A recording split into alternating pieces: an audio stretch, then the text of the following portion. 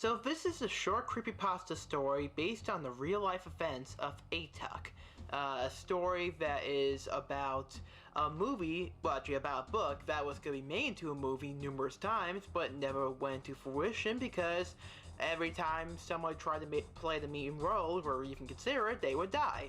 And it became known as the Atuk curse, or whatever, however it's pronounced. And it's an interesting kind of story because this actually happened in real life. It's not like it's an over-exaggeration like in other stories. This actually really happened with 6 people dying before they even started the movie. I hope this doesn't seem disrespectful in any way, given that I'm actually talking about a real-life event, but yeah, it was pretty interesting to find out about all these people who were thinking about doing this movie, and then, you know, life just came out of nowhere and decided to say, no, it's not gonna happen. It's a pretty interesting read, and you may learn a bit if you're interested about. But if you're more interested about the rest of the story, like how the movie was produced, well, wasn't produced, but like how people unfortunately passed away, or how the movie never got produced and still stuck in development hell.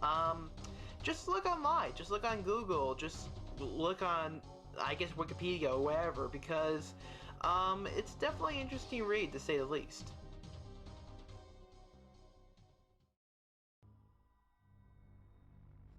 Atuk is an unproduced screenplay written by Todd Carroll.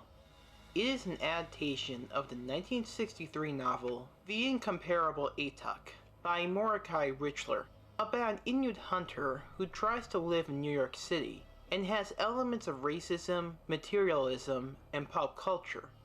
The script has been around since the 1970s, and many Hollywood film studios have been interested in producing the film, but are now terrified of its very existence. Why, you ask? Because of an alleged curse that has killed all the actors who have shown interest in the lead role. Don't believe me? Here are the victims. Jim Belushi's big brother and the first known victim. After reading the script and wanting to play the lead role, he died of an overdose in 1982. He was only 33. He survived the longest because he managed to film at least one scene for the movie, but then quickly grew dissatisfied and wanted the script rewritten, halting production. Before there were any talks about continuing the project, poor Kinnison died in a car crash, age 38, in 1992, approximately a decade after Belushi's death. In 1994, when he was reading the script, Candy suddenly died of a heart attack, age 43. Which was weird because it was on March 4th, a day before the 12th anniversary of Belushi's death. Around that time, people began to realize that the screenplay is cursed.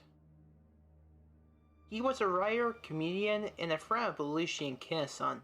He read the script, maybe even worked on it, before recommending it to his buddies. He died of cerebral hemorrhage at the age of 54 in 1994 also. A huge fan of John Belushi and the most recent victim who was in consideration for the main role. In 1997, when he was about to accept the role, he died the same way as Isle did, an overdose at the age of 33. Farley's friend and former Saturday Night Live castmate. Although he was only encouraged for a supporting role, his wife committed murder-suicide by shooting him in bed before shooting herself. There we go, 6 victims. Even if the movie was successfully made, it might have bombed at the box office, and or become panned by critics. In July 2001, the original author of the novel died at age 70. But where is that cursed screenplay today? It's stuck in development hell, where it belongs somewhere in the archives of the United Artists production company. But I must warn you, if you ever get to be in one of their movies, don't be in this one.